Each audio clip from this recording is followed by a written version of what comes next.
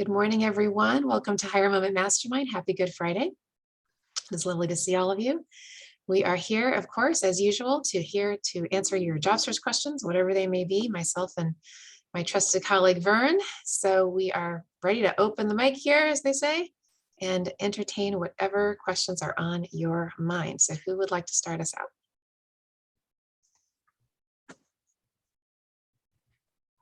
Ty, do you have one? You typically have a question.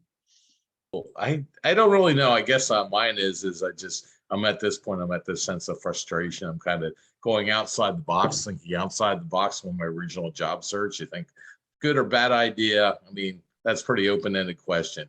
Like, I do spend some time on the job boards. If I see something, I think, well, this is transferable. Recently, I looked at a job where it was a financial assistant. I have pension management experience. It seems like it's very transferable, but they say, well, we want like 1 year's experience in financial aid.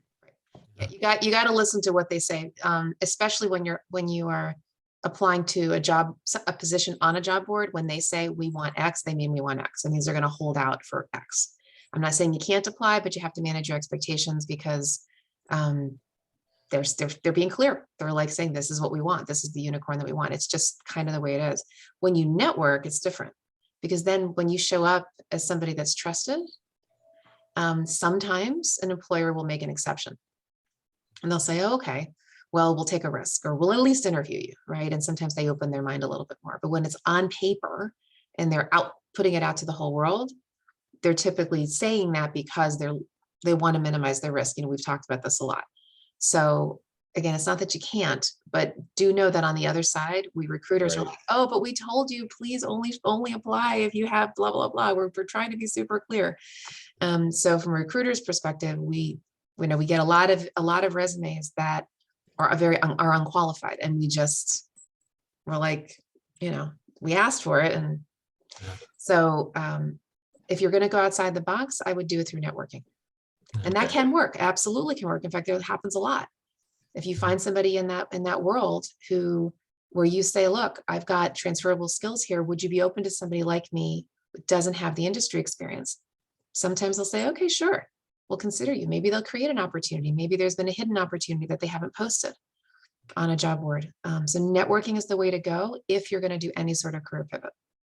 Okay. The other thing that when you're doing the job board, and if it's going through any kind of applicant tracking system, your resume probably won't make it out of the applicant tracking system. True. I mean, resume will never get seen by anybody. So again, to Shira's point, the only way that you may, have an opportunity is somebody introduces you to somebody. You have some way to get introduced to somebody in that company who then can advocate for you, can say you really ought to, at least give Ty an interview or that type of thing.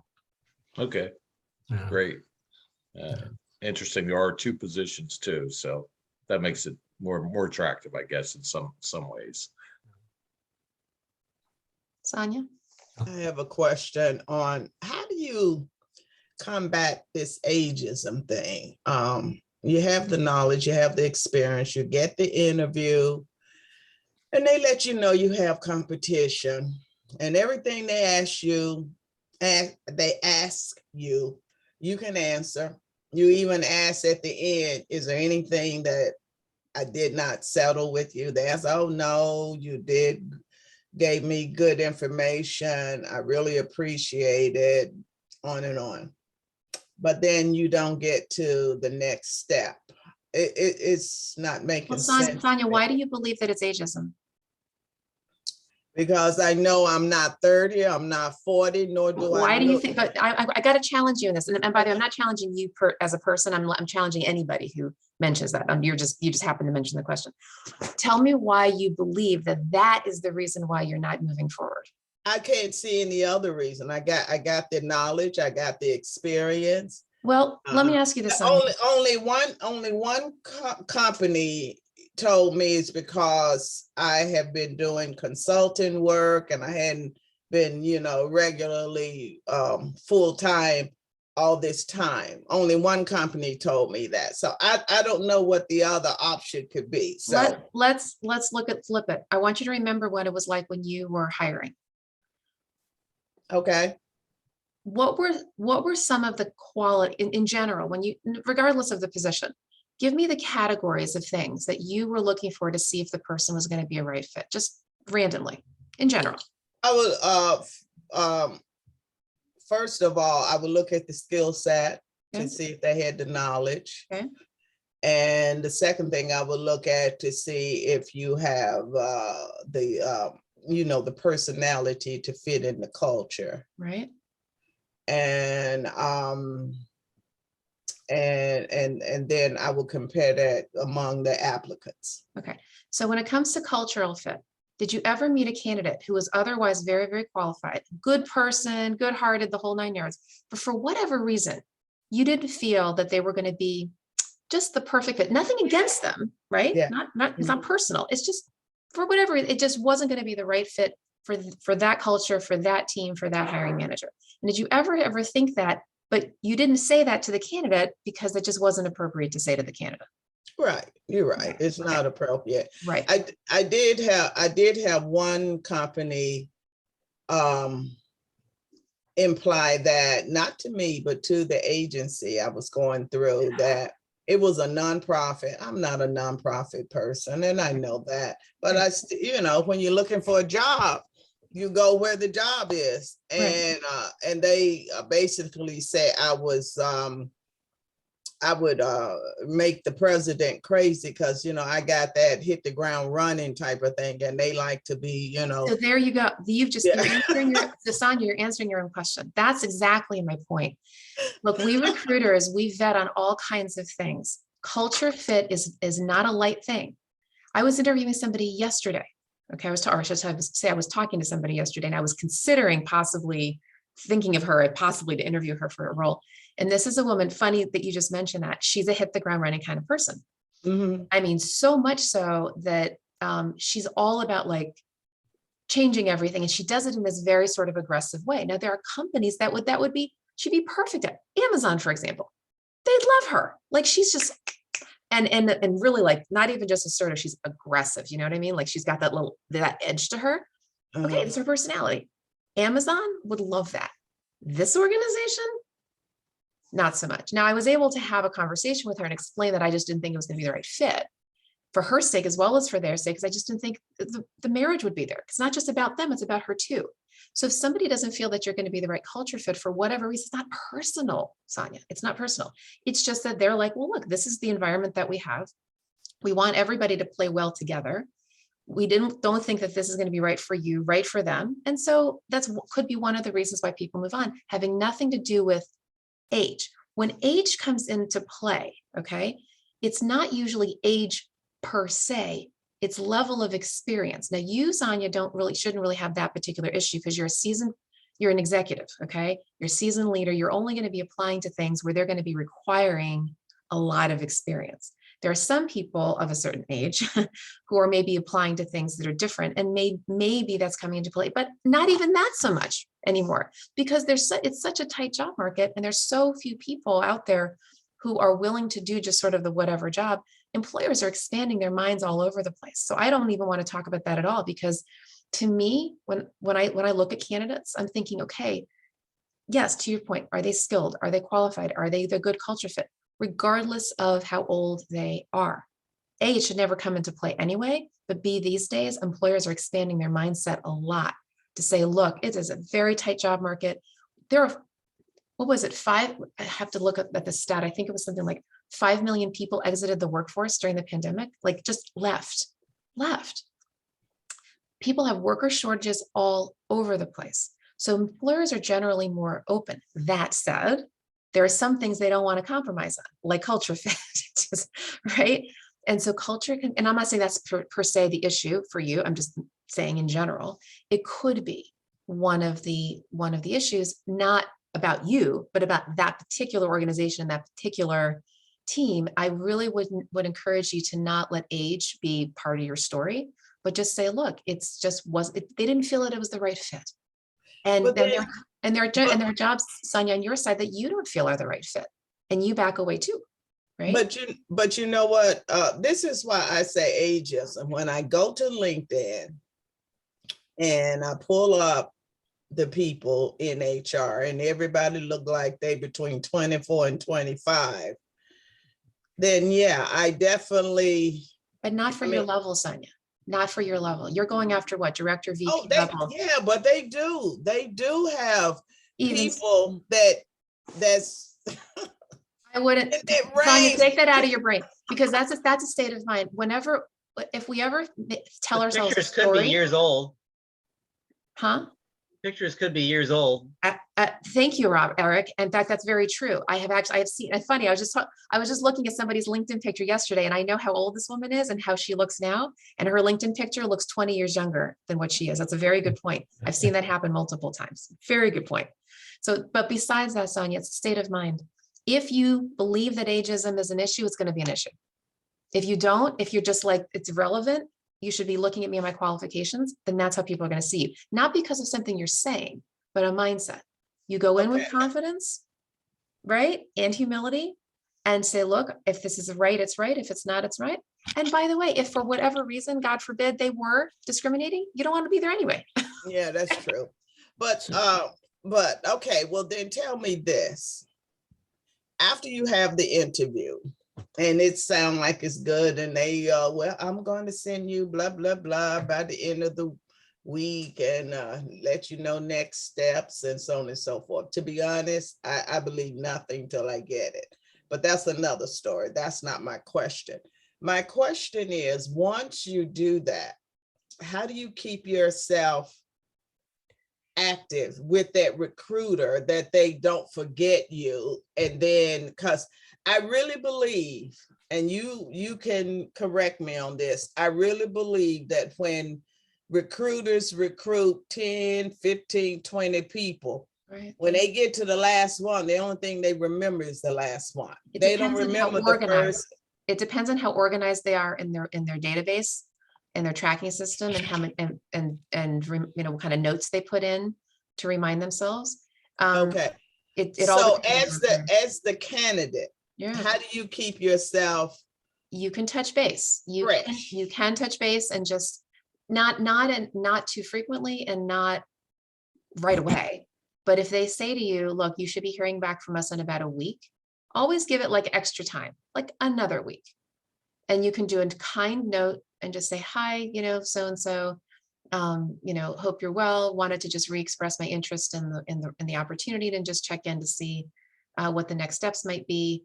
And look, if there's something that you found that could be of help to the role, like maybe you find an article or as a resource, and you know, you're thinking about them, or you had an idea, you could include that in your note as sort of a value add.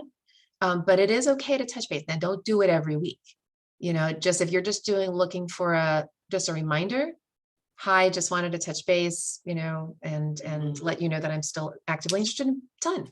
And maybe you can do it a few weeks later, you know, but at the end of the day, they'll reach back out if they're interested. But yes, you can do like a quick, just don't be nudgy about it. Nudgy. Don't be nudgy. Before we get to Tavi, Fern, did you have anything to share on this topic? I guess the one thing I'd share, and this goes beyond just recruiting. It's the way our brains work. And I don't know if you've ever heard of something called the ladder of inference.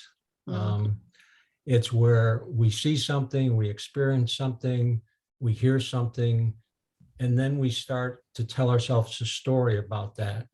So in your case, Sonia, you just felt like it was ageism.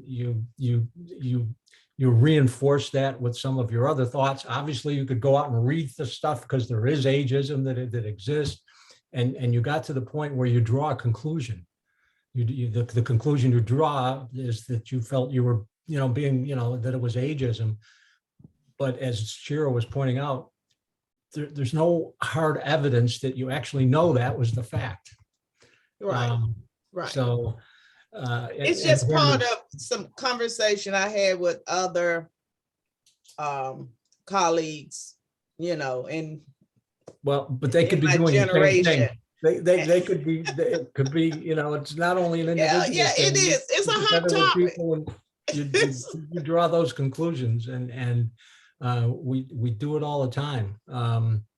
So it's just something to be aware of. I guess the other thing I would point out is, last week we had a conversation with you about how you were the finalist, and Yes. you thought you had the job, Yes. and to this day you still don't know why they chose the other person over the other one. But I'm pretty sure that wasn't about ageism, right? But no, that was the company that mentioned that the consultant assignments, the other person was working, I was doing Yeah. consultants, and right now I don't have a gig, so I haven't been working. And that was some questions that came up. How do you keep your skills going, throughout Okay. this time? That was some questions that came up. And I explained how I did. And, I have to. I got my certifications. I just recertified in January. I got to do stuff. And so they told me that was the reason between me and my candidate. They say it was a tough decision. Yeah. But I guess that was the thing that they chose. But they also said, if it doesn't work, can we reach back out to you? And I told them, sure, you can. Yeah. But I'm not expecting it not to work. Whoever No. they chose, it'll work, and I wish them well.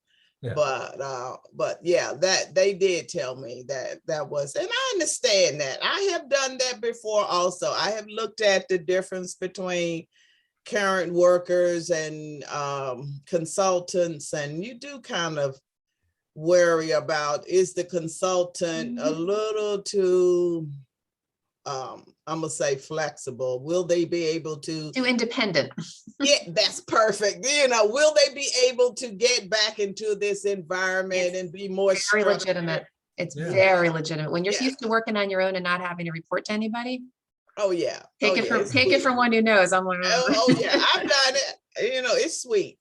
But yeah, and I explained that also in my interviews as to why I'm looking for regular full time. I don't get into detail. The real reason was I have been a caretaker for the past 7 years. My husband gone through some major medical things, and I had to be there. We had to run the hospital, to run the doctor, run this, medicine, da da da da da. And so I had to do all of that. And now that has all, smoothed out, I'm ready to be back in the work environment, regular full time, and that's, I don't take it personally. I just keep on going, when All the you can time do. is right. It's all in God's time, and when it's right, He'll let it happen. And I look at it like that, and I may be coming here next week and say, I did it, I landed. So you never know. So or you'll say God did it. If it's His will, Sonia.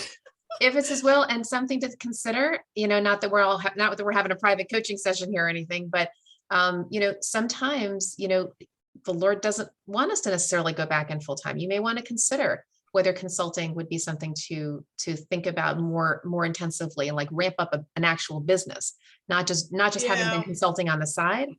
And that's a different conversation. I mean, if you'd like to call me, we could, have a chat about that. But just sometimes, we push after doors, and maybe the Lord's saying, there's this other door here that I'm, Yeah, well, I believe that, and I listen all the time, and He hasn't said that to me. You're Okay. not the first person to say that. And if He had said that to me, I would have heard it and operated. And then, and plus, remember, He don't give you a task to do and then don't give you what you need to make it happen. That's true. I haven't had that kind of, situation. My consultant assignments have been word of mouth. And I haven't joined one of the, the consultant groups, Smart HR and HR booster and all of that, because they want you to work for that company and you don't have flexibility on your Right. own. And I'm not going to do that. Yeah. So we're gonna move on to Tavi, and I'm so sorry I'm taking up Okay, more I'm time. sorry. That I'm is- sorry, that's Tommy. okay. But if you But I actually want was to have a just- conversation, Sonia, about that, I'm not talking about the going. I wasn't talking about going with a consulting firm. I was talking about you having your own business. But that's different story Okay, for a that's different time. another story. That's a Okay, different that's story. good. Okay, so Thank you. you're welcome, Tavi. So I actually wanted to say something pertaining to what Sonia was saying. One of I guess the potential dangers we can fall into with LinkedIn is comparing ourselves to other people, and whether it's credentials or experience or whatever. So I found that each of us like has our own unique skill set that we offer, and it's only a matter of like God's timing when the right position comes. But it's good to be authentic to who you are and not like try to be like someone else. But yeah. Well said, Tabby. Thank you for that encouragement, Tavi. That's great. May we all remember that. We have our own unique path in the world, right? That's great. All right, other questions?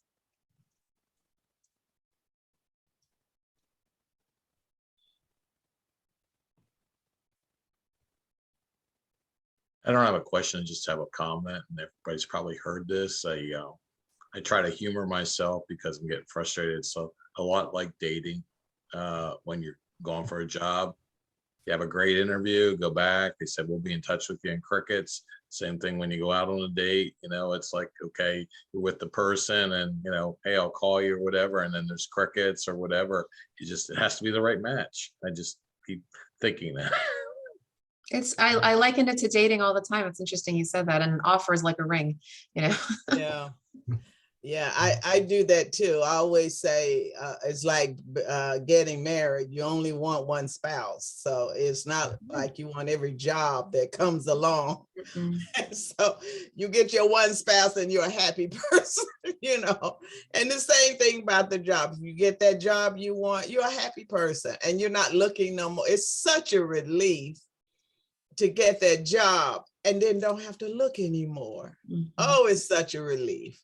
Yes. So we just keep at it. We keep it going. So very good, Ty. I agree with you wholeheartedly. Eric? Yeah, I was wondering, there's a person I met, and he was in my accountability group with Tavi there, Jonathan Seidel. He has a PhD in physics, and after college, he had to drop out of the workforce to care for his elderly parents, and now he has a retail job, and he wants to enter and get a scientific job or something, but he doesn't know exactly what he wants to do. So how can I help him with his search? That's a very, very good question. I mean, obviously, I don't know all his skills or his specific situation, so I can't really advise on that. So he's like, recruiters won't touch someone with a skill gap like him. It is challenging. I'm not going to lie. I mean, it is a Yeah. very, very, very, very big challenge with a skill gap. I mean, if he were to go and go back to school, but again, he's starting over then, has to get certified, or maybe has to get a degree, has to get He already has a PhD in physics. Oh, okay. So I guess I haven't seen his resume, so it would be hard for me to make a comment then. Does he have experience in STEM? No working experience. Oh, No, he's educated, he's overeducated, underqualified kind of thing. I guess, yeah. Yeah, He doesn't have any field experience now. yeah. Eric, do you know if he has any relationships with anybody who he was involved with when he went through his PhD program? I asked him if he talked to anyone. He said he hasn't. Well, Yeah. I mean, one of the things, again, you hear Sharon and I say this all the time. I mean, it's through relationships, it's through networking that you find jobs, but it also can help you in your job search to hear from other people, to get some feedback on, the people that he worked with during his PhD. Now, it may be only 5 or 10 people that he was interacting with, but they got to know him as a person. What are his qualities? What are his traits? And if he hasn't thought about that, getting that feedback from those people is just helpful in terms of knowing who you are, and even things to prepare you to say in an interview when he would get to that point. And maybe they would give him some suggestions as, here's some things. Have you thought about this? Or, there's a group over here that's, kind of a startup, and, maybe that would work. I'm just throwing things out. I'm guessing he must have looked them up, because he mentioned he wanted to work at the Naval Research Laboratory, because I think someone he worked with works there or something. Okay. Yeah, that's leveraging an internal connection is huge, because that person can maybe introduce them to a hiring manager or somebody who can say, okay, well, maybe, they would be open to having, to seeing his transferability. But it's like what we said earlier, it's about relationship. It's not going to be about answering a job ad. It's going to be somebody who probably somebody. Well, when I asked him what he wants to do, he listed off a series of jobs he's applied for. Mm-hmm. Yeah, It's like data scientist or something. But yeah, again, that's not how you answer that question. Yeah, he needs to talk to people. He needs to have some people who will literally listen to him and help him figure it out, and figure out where he could actually plug in, rather than just applying to jobs online. It's a relationship. Ty? I interviewed with a recruiter, and she said she'll probably pass along my resume. The position is brand new. I have some idea of questions to ask, but any suggestions when they say this position is brand new and going in, is it treated any differently in the interview when they say It is, but I'll let Vern take a shot at this first. Well, my first question would be, why is this a brand new position? Why has it been created? Okay. What's the, ultimately, what's the outcomes that you're looking for? What are the results that, you need to have from this position? They put the time and effort into creating this position. They've got to be able to answer that question and listen very carefully to their answer, and then think about your experience, your skills, your stories. How does any of that match up to what they say? This is why we created the position, and this is what, we hope the position will achieve. Okay. Great. Yeah. Yeah. Thank you. And just be asking questions around what their goals are and what the opportunities are. And, to Vern's point, why was this created? What are the problems they're trying to solve? Because people don't just randomly create a new position. That's a big deal to do a line item like that. A big deal. All the money that's involved, and the staffing charts and org chart. There's a lot to that. What are the problems that they're hoping to solve from this new role? And what are their expectations of you over the next 12 months? Yeah. What does success look like? What does success look like, right? What does success look like in this new role? Well, what do you believe it? Because again, they still don't know they created this, but until somebody's in it and actually doing it, they really won't. And that also is a great opportunity for someone with the talent and skills, and to tweak the job once you get into it.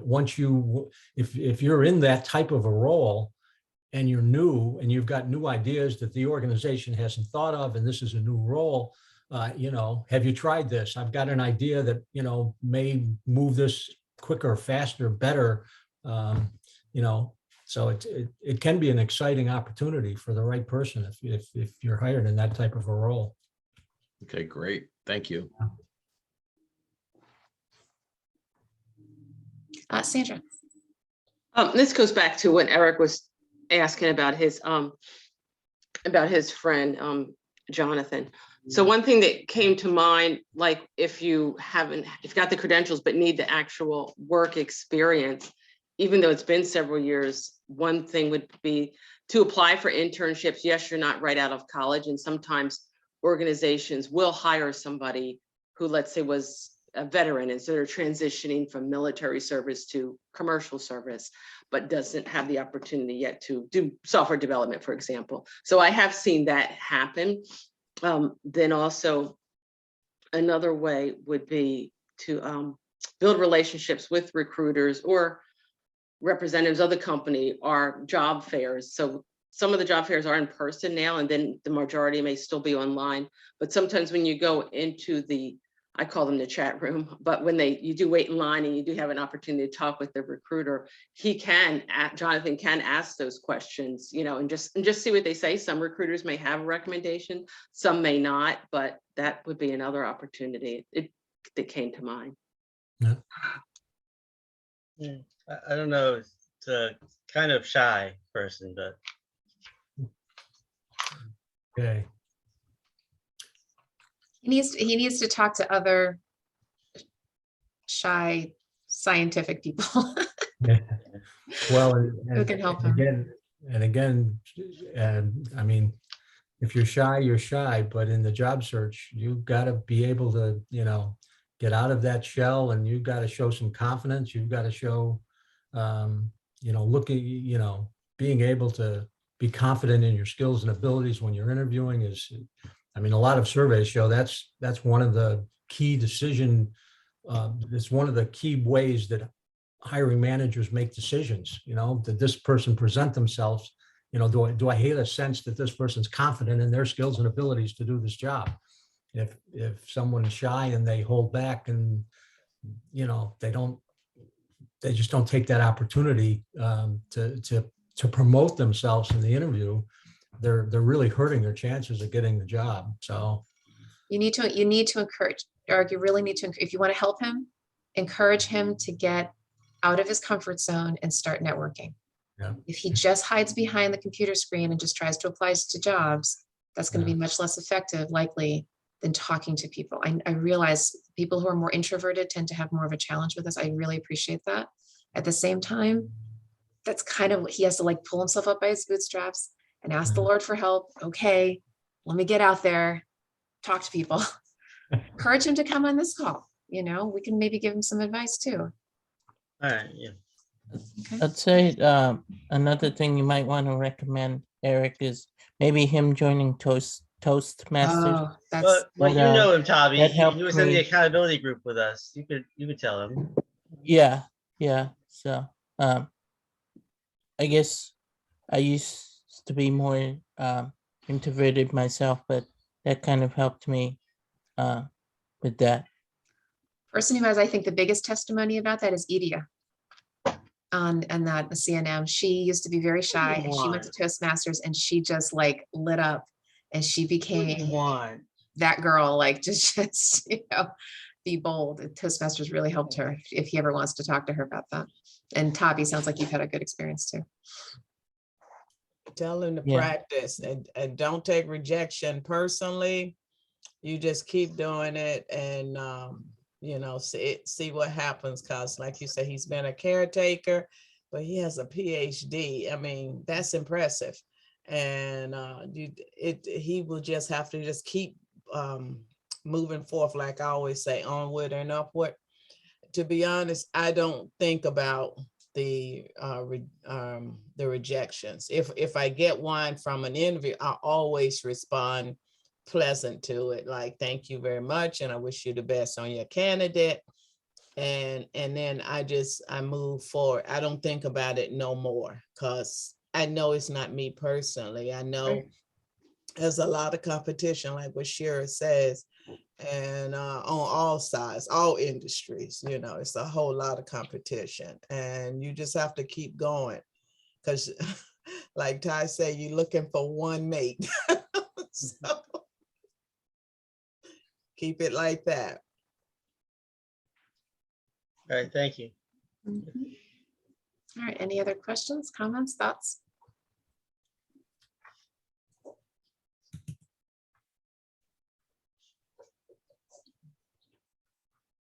Is there any trends out there at this point? I guess you talked about the remote, the increased competition, you're competing. Is there anything you see?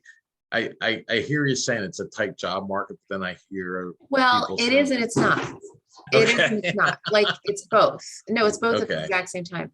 It's difficult for employers to find the unicorn candidates that they want in a job market where people are where job seekers are increasingly picky about what they want and where they want to do it and how they want to do it. Right. So there are a lot of jobs out there, but there are also a lot of employers who are particular.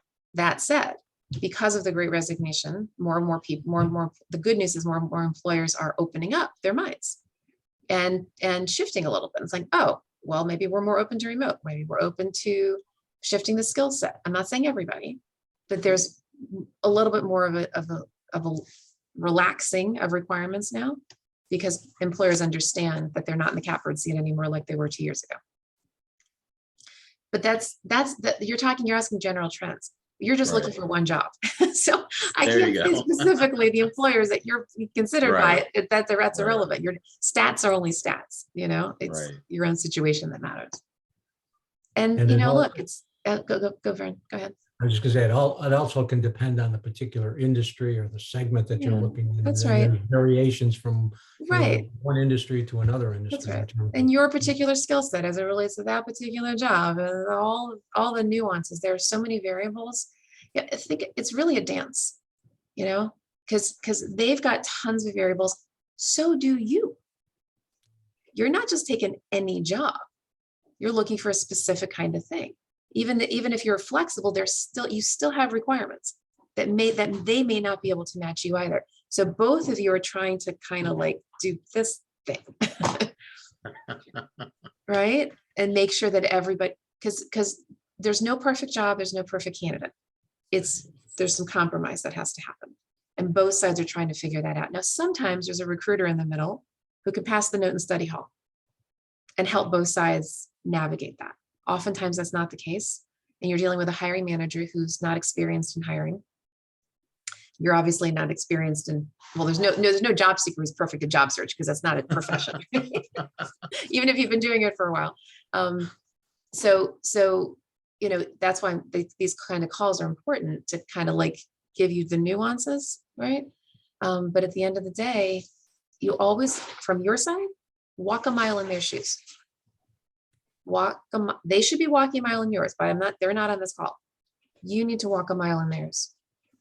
Read that announcement, listen for what they're actually asking for, leverage your network, do your research, be thoughtful in your interviews, come across as somebody who's going to really add value to the organization.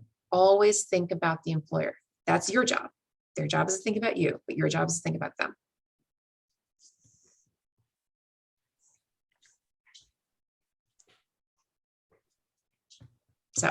So Shira, when you mentioned this purple unicorn, are you saying that employers don't want to they want people who can walk in and just do it now? They don't want it used to be where the companies would look at 60 or 90 days to ramp up to where you're going to be. Are you saying they don't want to do that anymore? They haven't for a long time. The 60 to 90 day ramp up is not really not really connected to how qualified a person is. People know there's going to be an onboarding period. No one's going to come in and know everything because it's a new company. But they are trying to mitigate their risk. They are trying to check off as many boxes as they possibly can, because people don't have time to train anymore. Companies have become leaner and leaner and leaner and leaner and leaner. They've taken away levels of management. They have taken hiring managers are under a lot of stress to deliver their own results. So they don't have time to spend. They're not managing as in that's their only job. They've got their own job and they need to manage people, which means they don't have time to train people because they've got their own stressors. And that's been going on for a long, long time. And in fact, I would suggest that this is my 4th recession that I've gone through, probably the same for many of you on this call,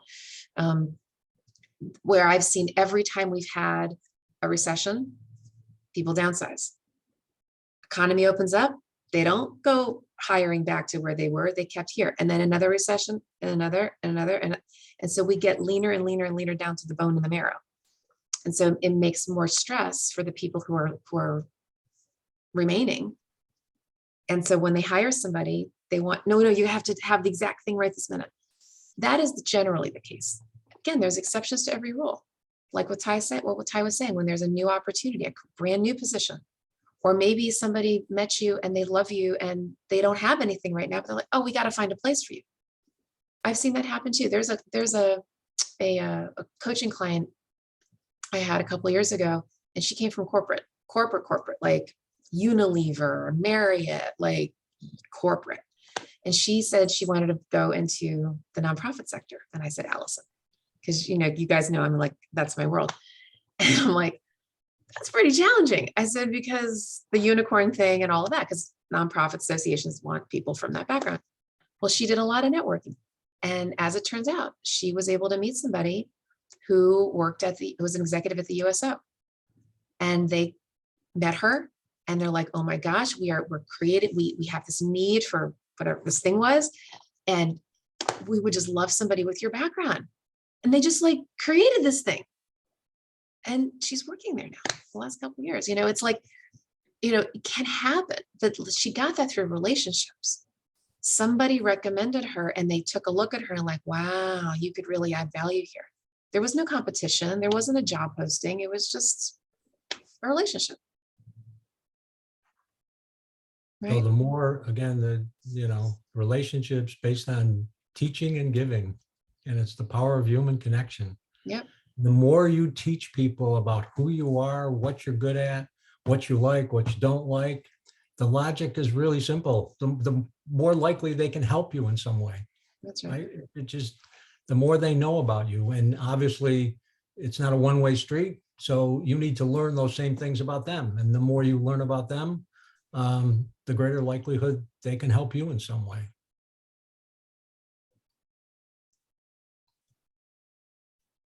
All right, other thoughts?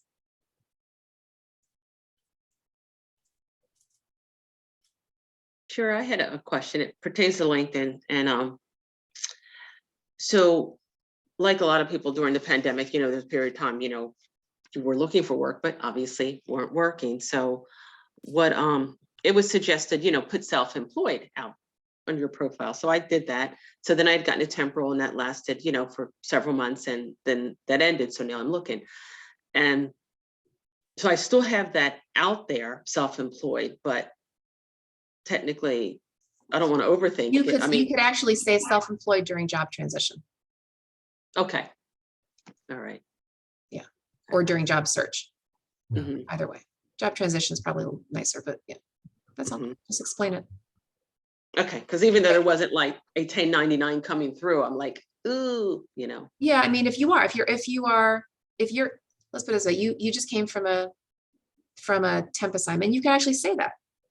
Say, open to, or held a contract position, during job search, open to other opportunity. Like say something that accounts for the time legitimately. Just explain it in the little description piece. Okay. All right. Thanks. Okay.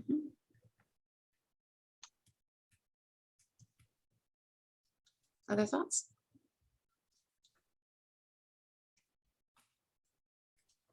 What is one thing that you have learned from your job search?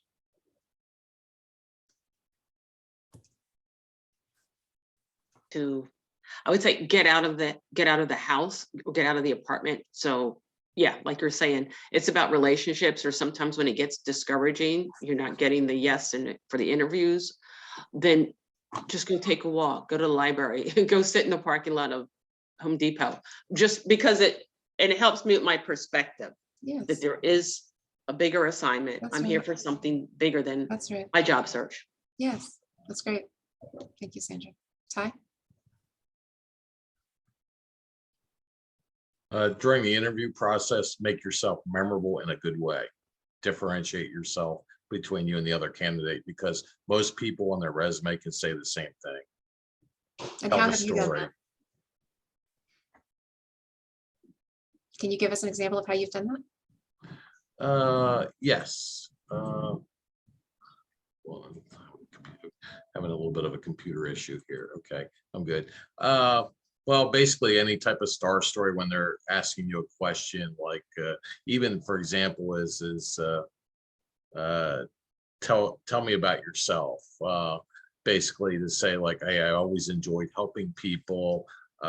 When I worked at, say, for example, as a pension administrator, I helped an individual, a woman who was a widow, and she was upset because her husband passed away. She didn't know what she was going to do. She said, I don't know what first thing to do about my benefits. So I just walked her through the process, and Yeah. 2 months later she had her benefits. Yeah. I mean, that type of story that they're going to remember the woman. Great. In some ways, I think job search can also be an emotional appeal in some ways. An In some emotional ways. what? An emotional appeal with stories. Oh, Make them feel, show them this is what I'm about. This is, so they'll remember it if it's emotional. Not that it has to be a tearjerker, but it's like this person really helped them and felt good about it. it's great. I love this too. It's great. Sonia? I would say to stay plugged in where whatever your field or industry or whatever is, because it's moving, it's extremely fluid, it's moving, and you got to be able to answer them. Because think about this, when I last worked, we didn't have everybody remote. When I last worked full time in 2019, everybody was not remote.